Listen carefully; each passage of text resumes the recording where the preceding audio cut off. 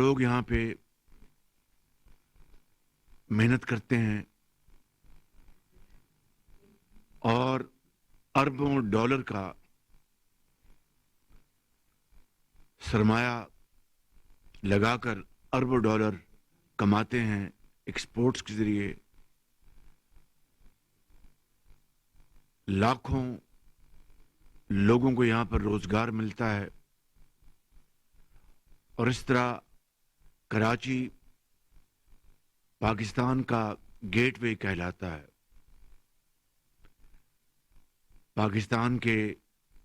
دوسرے علاقوں میں بسنے والے لوگ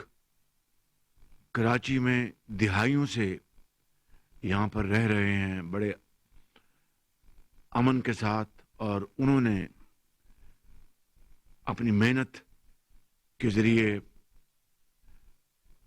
اپنے بچوں کے لیے اور اس ملک کے لیے بہت محنت کر کے وسائل پیدا کیے. کراچی کے صنعت کار, تاجر, سرمایہ کار اپنی حلال کی کمائی سے اربوں کھربوں ٹیکس ادا کرتے ہیں. میرے قائد میاں محمد نواز شریف نے جب بھی اللہ تعالیٰ نے ان کو وزیر اعظم بنایا, انہوں نے اس شہر کے لیے خصوصی توجہ دی. یہ بات کوئی ڈھکی چھپی نہیں کہ 1997 میں جب وہ تیسری مرتبہ وزیر اعظم منتخب ہوئے تو کراچی میں امن تباہ ہو چکا تھا. بوریوں میں لاشیں ڈال کر پھینک دی جاتی تھیں, بھتہ خوری ہوتی تھی, پرچی سسٹم چلتا تھا, اور کراچی کے عظیم صنعت کار اس شہر کو خدا حافظ کہہ رہے تھے. صنعتیں یہاں سے شفٹ ہو رہی تھیں, اور اس وقت میاں محمد نواز شریف نے تمام لا انفورسنگ ایجنسیز کے ساتھ مل کر صوبائی حکومت کے ساتھ تعاون حاصل کر کے اس بد امنی کو ہمیشہ کے لیے ختم کیا, جو کہ ایک ایسا سنہری کارنامہ ہے جو کہ تاریخ میں ہمیشہ یاد رکھا جائے گا. بھتہ خوری بند ہو گئی, بوریوں میں لاشیں وہ بند ہو گئیں, پرچی سسٹم ختم ہو گیا, اور پاکستان کے عظیم صنعت کار واپس اس شہر آ کر دوبارہ انہوں نے کام شروع کیا, اور روزگار اور کاروبار کا پہیہ بڑی تیزی سے گھومنا شروع ہو گیا. میں سمجھتا ہوں کہ یہ وہ ایک بہت ایک شاندار کنٹریبیوشن ہے میاں محمد نواز شریف کی اس شہر قائد کے لیے. اس کے علاوہ کراچی شہر میں پانی مہیا کرنے کے لیے K3 K4 کے جو منصوبے ہیں اس میں اربوں روپے میاں نواز شریف نے بطور وزیر اعظم کنٹریبیوٹ کیے وفاقی وسائل سے, اور گرین لائن جو پبلک ٹرانسپورٹ کی ایک بہت شاندار منصوبہ ہے, وہ اس کو 100% اس کو فنانس کیا وفاق کے وسائل سے. اور اسی طریقے سے اندرون سندھ میں بے شمار پروجیکٹس, میں تفصیل میں اس وقت نہیں جاؤں گا, اور اگر میاں محمد نواز شریف کو ایک دھاندلی کے ذریعے ان کا اقتدار نہ چھینا جاتا تو حیدرآباد کراچی موٹر وے ایک شاندار منصوبہ آج کبھی کا مکمل ہو گیا ہوتا. بہرکیف میں ماضی میں مزید جائے بغیر یہ کہنا چاہوں گا کہ اب الیکشن کی آمد ہے, اور آج پاکستان کا نوجوان ووٹر، نوجوان قوم کی بیٹیاں اور بیٹے وہ اس الیکشن میں حصہ لیں گے. میرا یہ بھائی ذرا توجہ خواہ صاحب اس کو توجہ کو کیوں کر رہے ہیں یار آپ؟ ڈسٹرب حد ہو گئی. نشستوں میں تشریف رکھیے اور شباب بھی ذرا آنا جانا بند کر دیں. بھائی آپ نے یہ دروازہ کیوں کھولا یار آپ نے؟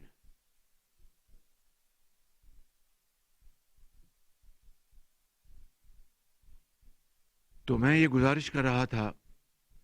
کہ اب انشاءاللہ ہم الیکشن میں جا رہے ہیں. پاکستان مسلم لیگ نون اپنے قائد نواز شریف کی قیادت میں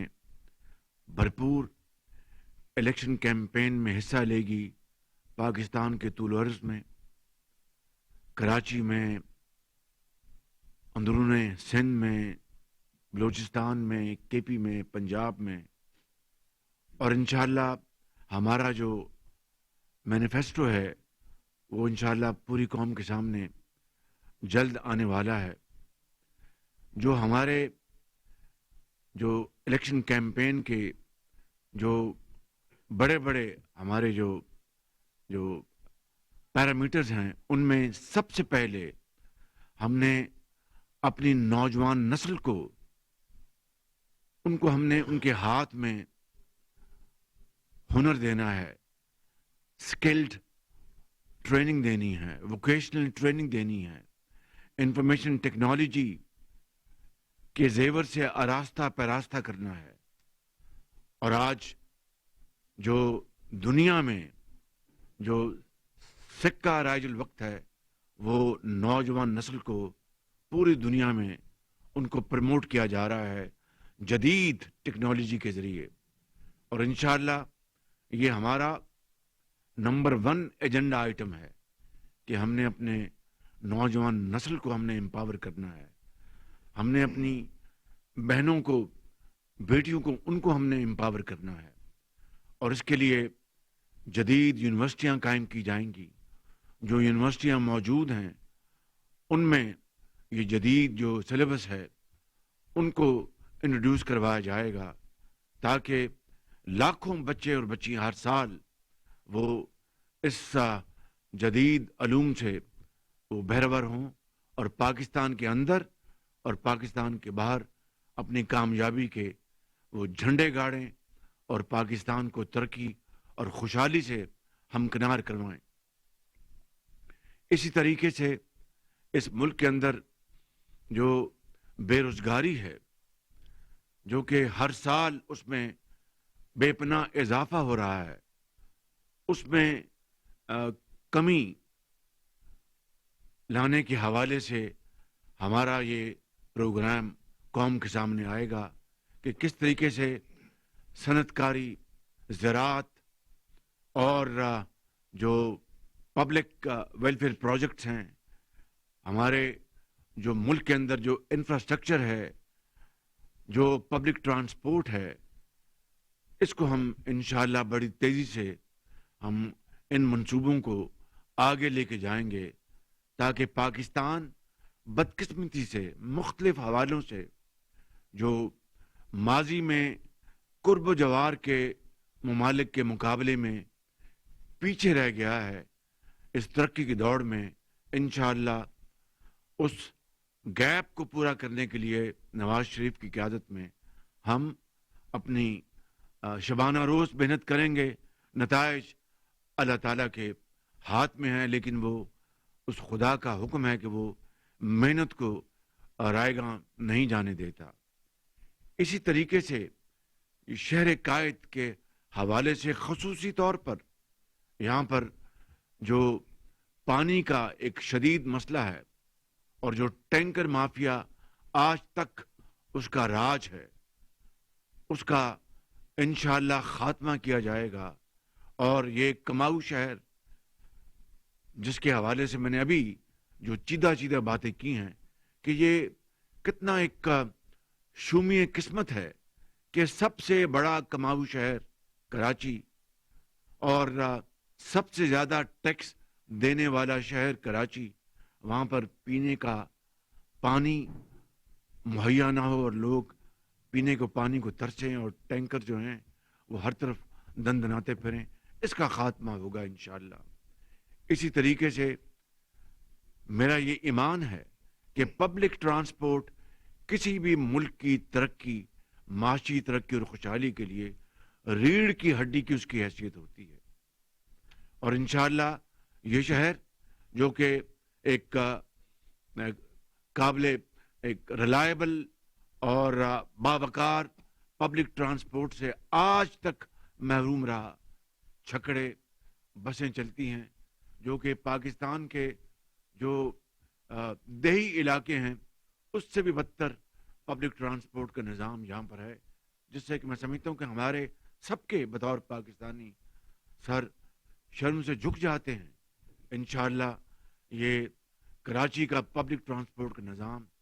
جدید نظام میں بدلا جائے گا اللہ تعالیٰ کے فضل و کرم سے، نواز شریف کی قیادت میں، اور اس کے لیے جو بھی ہم سے بن پڑا انشاءاللہ اس کو ہم بروئے کار لے کے آئیں گے۔ اسی طریقے سے جو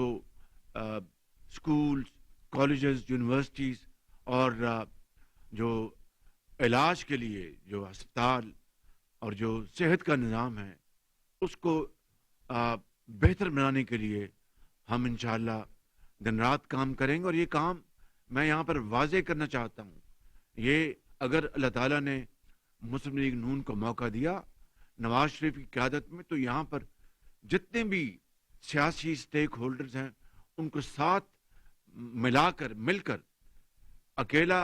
کوئی شخص، اکیلی کوئی وحدت وہ کامیابی حاصل نہیں کر سکتی، یہ ٹیم ورک ہوتا ہے۔ اور انشاءاللہ بطور ایک پاکستانی میرا یہ ماننا ہے کہ ہمیں سب کے ساتھ مل کر اس عظیم جو ہماری جو سوچ ہے اس کو پاکستان کو ترقی دینے کے لیے، چاہے وہ کراچی میں جو بھی اس انتخاب میں جیت کے آتے ہیں ان کو ہم انشاءاللہ اور باقی صوبوں میں مل کر یہ ماضی میں جو دست و گریباں ہوتے رہے، ایک 4 سالہ دور میں جو ایک تاریک ترین دور تھا اور گالی گلوچ ہوتا رہا اور دشنام ترازی ہوتی رہی اور معاشرے میں زہر گھولا جاتا رہا، اس کا خاتمہ کرنا ہوگا۔ اور انگریزی میں کہتے ہیں کہ ایزیئر سیڈ دین ڈن، یہ کوئی آسان کام نہیں ہے، یہ اتنا اس معاشرے میں زہر کو گھولا گیا ہے کہ اس کے لیے برسا برس لگ جائیں گے، لیکن ایک سفر کو شروع کرنے کے لیے پہلا قدم اٹھانا پڑتا ہے، وہ انشاءاللہ ہم ہر صورت اٹھائیں گے اور قوم کے اندر دوبارہ قوم کو جوڑیں گے مل کر،